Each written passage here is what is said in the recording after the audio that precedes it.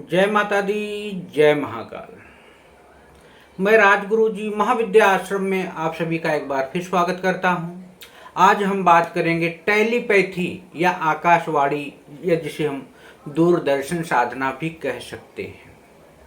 आप लोगों का बार बार फोन आ रहा था, गुरु जी कुछ ऐसी साधना बताइए कि हम जहां बैठे हों वहां ध्यान लगा के कहीं दूसरी जगह की घटना के बारे में जानना चाहें तो जान सके। या जैसे जो दिव्य दृष्टि संजय को वेद व्यास जी के माध्यम से मिला था, जिसके माध्यम से उन्होंने धृतराष्ट्र को महाभारत में घटने वाली हर एक घटना का पल पल क्षण क्षण का विवरण धृतराष्ट्र जी को बताते रहे, वैसी कोई साधना बताइए। तंत्र में इस साधना को दूरदर्शन साधना प्रयोग कहते हैं। जब साधक एक स्थान पर बैठा है, बैठे बैठे ही किसी दूसरे साधक से दूर स्थान पर वार्ता करता है, तो उसको दूरदर्शी वार्ता कहते हैं या दूरदर्शन साधना कहते हैं। अंग्रेजी में से टेलीपैथी कहते हैं। और जब यही साधक एक से अधिक लोगों को अपनी बातें सुनाता है किसी दूसरी जगह पर, तो इसको आकाशवाणी साधना भी कहते हैं या आकाशवाणी कहते हैं। यह साधना अपने आप में अद्भुत साधना प्रयोग है। इसके जानकार बहुत ही कम लोग हैं। पहले आपने भी सुना होगा या देखा होगा कि लोग ऋषियों मुनियों के पास जाते थे और आंख बंद करते थे और 2 पल बाद खोल के बता देते थे कि वहाँ क्या घटना है, कौन कैसा है, कौन किस रूप में है। हर घटनाएं आंखें बंद करते ही चलचित्र की तरह, जैसे टेलीविज़न चलता है वैसे ही उन साधकों के सामने चलने लगती है जिन लोगों ने इस साधना को संपन्न या सिद्ध किया हुआ है। इस साधना के माध्यम से साधक ध्वनि और श्रवण ग्रंथि को मंत्र साधना से सिद्ध कर किसी भी अभिलाषित व्यक्ति से बात कर सकता है।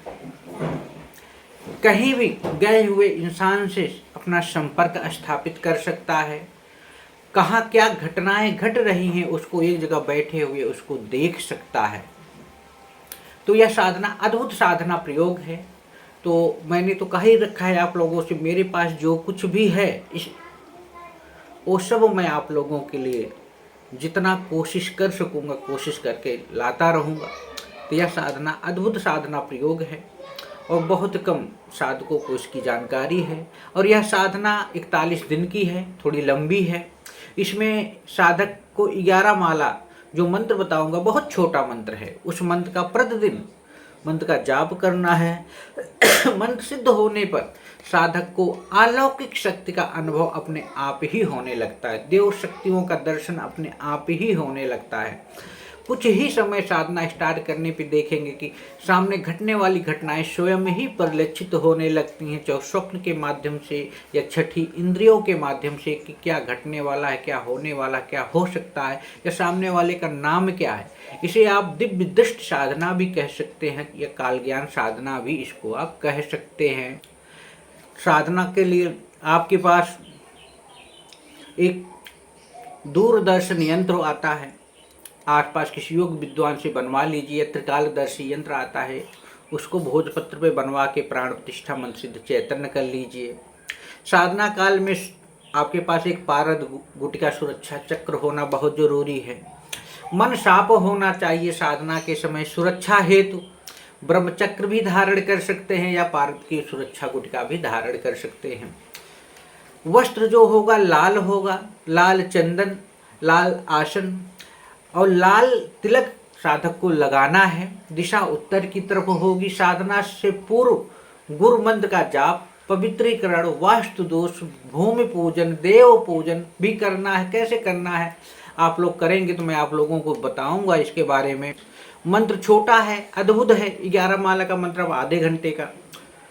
ओम क्लीं क्लीं क्लीं ठः ठः स्वाहा। ओम क्लीं क्लीं क्लीं ठः ठः स्वाहा। बड़ा अद्भुत छोटा मंत्र है। इस साधना में सिद्ध होने के अंतिम दिन एक लाल ऊर्जा, एक प्रकाश, एक चैतन्य, एक पुंज कई भागों में या 2 भागों में बंटकर आपके कानों या मुंह के माध्यम से साधक में समाहित होते हुए देखेंगे आप। हो जाएगा। कहीं कहीं साधना में साधक को पहले ही देव दर्शन होने लग जाते हैं, जो बाद में प्रकाश पुंज बन साधक में मिल जाते हैं और यही साधना का अंतिम छोर भी होता है। और इतना हो जाने के बाद साधक में वार्ता करने की शक्ति और सुनने की शक्ति और ताकत दोनों ही आ जाती है। तब साधक ब्रह्मांड के किसी कोने में कहीं भी होने वाली हलचल को सुन सकता है, महसूस कर सकता है। साधक उस मन की गति से तेज उसकी श्रवण शक्ति हो जाती है। अगर इस साधना को सही ढंग से संपन्न कर ले कोई साधक, तो महाभारत के युग में भी जाकर उस समय कौन सी ध्वनियाँ हुई हैं, भगवान गीता का उपदेश किस प्रकार किसने कुरुक्षेत्र में दिया है, राम ने और रावण का किस प्रकार संवाद हुआ है, ये भविष्य में जो भी भूत में घटी हुई घटनाएं हैं उनको साक्षात उसी मंत्र उसी ध्वनियों में सुन सकता, क्योंकि इस ब्रह्मांड में कोई चीज़ नष्ट नहीं होती।